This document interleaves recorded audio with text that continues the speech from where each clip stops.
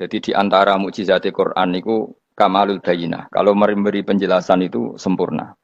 Sehingga ulama mengatakan imanul muqallid, imannya orang-orang yang asal ikut kiai, asal ikut guru, asal ikut buku, itu mukhtalaf alaih. Bahkan saya sendiri cenderung mengatakan iman itu tidak diterima. Karena manusia dibekali akal, inginnya Allah itu dengan akal itu dia punya kepermanenan iman, apa? Punya kepermanenan apa? Iman dan dengan itu dia imannya mujma' alaih, mesti diterima oleh Allah Subhanahu wa taala karena binna dzori sahih dengan logika yang benar. Dan logika yang benar itu gampang sekali. Beberapa ulama tentu tahu sekali, bukan sekedar tahu sekali karena itu diajarkan Allah dan Rasul. Misalnya begini, kata Allah, saya kalau baca ayat-ayat ini itu sering nangis karena Allah yang Tuhan itu sebenarnya tidak butuh kita. Seorang lagi, Allah yang Tuhan itu tidak butuh kita, juga tidak butuh iman kita. Tapi Allah ingin hambanya itu berakal ya, karena agama itu liqaumi yaqilun sehingga berpikirnya benar. Misalnya gini kata Allah, nggak apa-apa, kamu menuhankan selain saya itu tidak apa-apa kata Allah. Nggak apa-apa Yesus kamu katakan Tuhan nggak apa-apa, kamu katakan batu Tuhan nggak apa-apa. Tapi tolong prosedur ya, prosedur atau persyaratan menjadi Tuhan itu kamu lengkapi, yaitu punya prestasi menciptakan langit dan bumi. Kalau tidak semua urun semen kata Allah, sementing urun. Gitu. Jadi sebetulnya itu kan rasional. Misalnya nggak apa-apa kamu merasa jadi presiden atau gubernur atau jadi wali atau jadi apa. Yang penting prosedurnya dipenuhi. Itu kayak apa Allah baiknya pada kita. Sehingga saya berkali-kali, makanya menurut saya orang alim itu wajib memaklumatkan kalau dirinya alim. Supaya jelas aturan mainnya. Yang dilarang Allah itu kan memaklumatkan alim kemudian ingin hadun nafsi, ingin salami template, dicucuk, dihormati itu kriminal. Itu orang alim gendeng, gendeng sekali. Karena khasnya orang alim itu tentu cari ridhonya Allah, bukan ridhol khalqi, bukan ridhonya apa? Makhluk. Makhluk itu la syai', ada siapa-siapa. Dan kita harus baku seperti itu. Kenapa kalau orang alim enggak memaklumatkan kealimannya itu dikatakan salah? Karena fungsi orang alim adalah membawa bayinat, membawa ayat-ayat Allah, bukan kepentingan apa? Pribadi. Makanya Rasulullah nanti duka ngendikan idza zuharatil fitanu wal bid'u falyudhiril alim ilmahu wa illa fa'alaihi la'natullah wal malaikati wan nasi ajmain. Jika zaman akhir banyak bid'ah, banyak kebodohan, maka orang alim wajib menampakkan kealimannya. Jika tidak, maka dia mal'un, dilaknati langit dan bumi. Karena sebetulnya logika tentang Tuhan itu gampang sekali. Saya ulang lagi ya. Saya punya sekian contoh, betapa tauhid itu mudah. Jadi kalau ada orang bilang ikhlas itu angel, Gus. Ya dia sendiri goblok, karena nggak tahu logika apa. Ikhlas itu justru gampang. Misalnya kamu ngamal demi manusia, manusia itu umurnya hanya berapa coba? Kan pasti mati. Lalu kalau dia mati tidak berkutik. Bagaimana Anda bersandar sama seseorang yang mati dan tidak berkutik? Sama-sama bersandar sama zat sing al-hayyul qayyum, sama zat yang abadi. Kamu latih terus akal kamu. Misalnya saya punya jamaah banyak. Mereka itu kan nggak jelas surganya. Kok harap-harap syafaate piye? Soalnya jamaah aku mlebu neraka kabeh. Kan nggak mungkin nyafaati saya. Atau mereka mlebu swarga kabeh, wis do sibuk kelon mbek widadari. Mungkin ya ndak ngurusi saya. Jadi dua kemungkinan itu sama-sama ndak ngurusi saya. Mlebu neraka ya rasanya nyafaati, nek mlebu swarga do sibuk napa? Ngeloni widadari karena trauma di bocah elek, melarat macam-macam. Sehingga kiainya saja wis ora takok Gus nang ndi wis ora takok. Wis ribet dhewe no. Nah, tentu saya juga sibuk sowan pangeran sudah itu makom saya sudah sibuk sowan pangeran. Kowe pesta seks sing kula sowan pangeran. Baik swargame ayate pokoke inna ansa'na gunna napa insa'a faja'alna gunna abkaro bar kelon dadi prawan neh berarti keloni serepot kula insyaallah melok daftar sing fa amma in kana minal muqarrabin farahu warihan jadi surganya muqarrabin itu enggak ada sifatnya di situ enggak dibakas bidadari makan-makan enggak tapi farahu warihan satu surga yang sifatnya rohani karena enggak bisa disifati tapi saya daftar di situ ya hanya beberapa jam baru juga gabung kon. Sawangane kok taruh rasane wong ayu juga keberatan. Ya tapi saya tentu punya dua kelas, punya kartu premium dan ekonomi. Saya enggak tertarik lah daftar yang premium dok nanti repot apa. Saya itu sering nangis kalau baca ayat seperti ini. Bagaimana Allah yang Tuhan kemudian enggak butuh apa-apa, tapi Allah saking baiknya itu membuat tatanan logika kita. Saya enggak akan bosan-bosan sampai sowan Allah.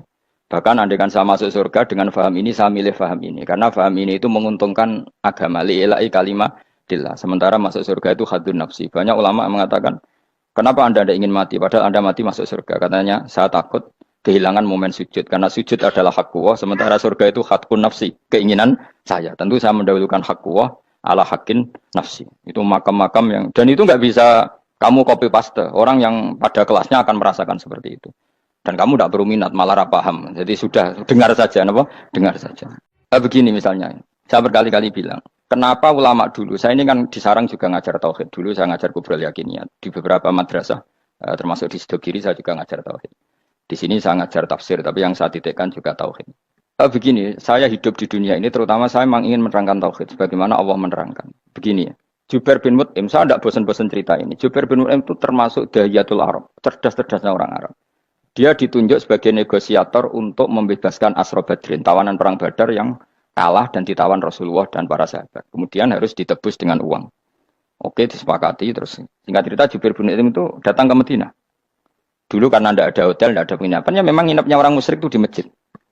Ya sehingga itu lazim saja. Kamu tidak usah jadi liberal kemudian bilang musyrik boleh di masjid, ya tidak perlu seperti itu. Kamu juga tidak perlu goblok mengatakan nggak ada ceritanya orang musyrik ngidam di masjid karena ya ada tarehnya seperti itu. Jadi tidak perlu goblok, ya tidak perlu liberal. Paham ya? Kalau kamu bilang, wah nangono wong musyrik oleh nginep di masjid, kamu liberal. Padahal konteksnya dulu memang nggak ada hotel. Tapi kalau bilang nggak sama sekali juga goblok karena sejarahnya pernah ada. Milih di goblok apa liberal? Apa milih jelas? Nggak milih aja, ngaco aja. 01 apa 02 apa 00. Milih mana? Goblok, liberal, nggak milih. Nah, ketika Jubair bin Mut'im itu datang, delalah Nabi itu sholat maghrib ngimami. Nabi baca surat Wattur wa kitabim mastur fi rabbim mansur wal baitil ma'mur.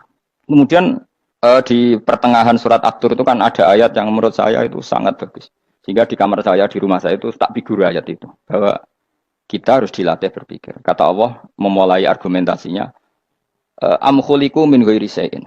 Apakah kejadian alam raya ini seisinya tentu diciptakan tanpa sebab? Misalnya begini, alam raya ini kata orang nihilisme atau komunis atau orang-orang paham nihilisme, itu kan dimulai dari ketiadaan. Logika ini kan goblok sekali. Berarti kalau alam ini kadung wujud, kamu kan tahu kan langit bumi sekarang kan wujud. Ya, langit bumi sekarang kan jelas wujud. Berarti logikanya adalah al-adamu yakhluqu makhlukon, sesuatu yang enggak ada menciptakan sesuatu yang itu kan aneh. Di mana-mana al-adam ketiadaan itu tidak mungkin yakhluqu syai'an atau yu'athiru syai'an. Di mana-mana ketiadaan itu tidak mungkin mengefeki sesuatu yang ada. Wong kamu sebut tidak ada itu berarti tidak mungkin bisa berbuat apa karena namanya tidak ada. Sekarang alam raya ini dimulai dari ketiadaan. Terus kamu simpulkan sesuatu yang enggak ada menciptakan yang ada, itu gendeng apa enggak? Oh, gendeng sarap itu. Orang usah dipatahin wong gendeng, sebarno yang mau mati dewi. Jadi makanya Quran menanyakan mereka, am khuliqu min ghairi syai'in. Apa alam yang kadung wujud ini kemudian disebabkan oleh sesuatu yang tidak ada? Lalu kalau sesuatu yang ada pasti diwujudkan oleh yang ada. Nah, karena yang ada ini pencipta harus berstatus super. Nah, super ini oleh ulama disebut wajibil wujud. Maka Allah bersifat super, wujud yang paling prima, yang kausa prima. Karena pencipta tentu kelasnya harus di atas yang diciptakan. Makanya disebut, ulama dulu menyebut Allah itu apa? Wajibil wujud. Karena pencipta tentu lebih dahulu. Maka harus disifati awal atau qadim. Awal atau qadim. Kayak apa Allah mendidik kita? Am khuliqu min ghairi syai'in. Terus Allah bilang gini, ya gak apa-apa, yang menciptakan gak saya, gak apa-apa kata Allah. Tapi amhumul khaliqun, kamu saja yang menciptakan, gak apa-apa. Tapi syaratnya kalian juga harus merasa pernah ikut menciptakan langit bumi. Am khalaqus samawati wal ardh. Jadi, enggak apa-apa kamu merasa Tuhan, enggak apa-apa. Yang penting kamu merasa ikut nembok langit, ikut ngecor apa? Langit. Ya pokoknya ikut bikin. Terus kata Allah, bala yukinun. Kamu tak suruh merasa menciptakan langit bumi, kamu juga enggak merasa iya. Memang ya mereka merasa enggak kan? Akhirnya Jubair bin Mut'im saking enggak kuatnya. Am khalaqus samawati wal ardh bala yukinun. Am indahum khuzun. Sama Allah dibombardir seperti itu. Dia datangi Rasulullah, ya Muhammad, logika itu tidak meninggalkan akal saya. Matarok tali akli nasihan. Akal saya habis Muhammad. Saya iman saja. Saya tidak cukup punya logika untuk melawan argumentasi ayat yang kamu baca. Saya iman saja. Terus iman. Makanya kalau ada logika nihilisme bahwa sebelum alam ini adalah ketiadaan, lalu pertanyaannya bagaimana mungkin ketiadaan menciptakan yang ada? Di mana-mana ketiadaan itu la yu'atsiru syai'an wa la yakhluqu syai'an. Jenenge wae tiada. Tiada itu ya enggak ada fungsinya, ya enggak ada efeknya, enggak ada prestasinya. Ya pokoknya namanya enggak ada ya enggak ada. Nah, ini penting saya utarakan. Terus di sini Allah mengulang lagi, enggak apa-apa yang lainnya kamu katakan Tuhan jadi mitra saya enggak apa-apa. Tapi tolong kata Allah, aruni madza khalaqu minal ardi, tunjukkan ke kami prestasi dia ikut bikin bumi. Kita tahu misalnya Yesus Isa lahir di bumi. Bumi sama Yesus dulu mana? Dulu bumi, dia lahirnya di bumi.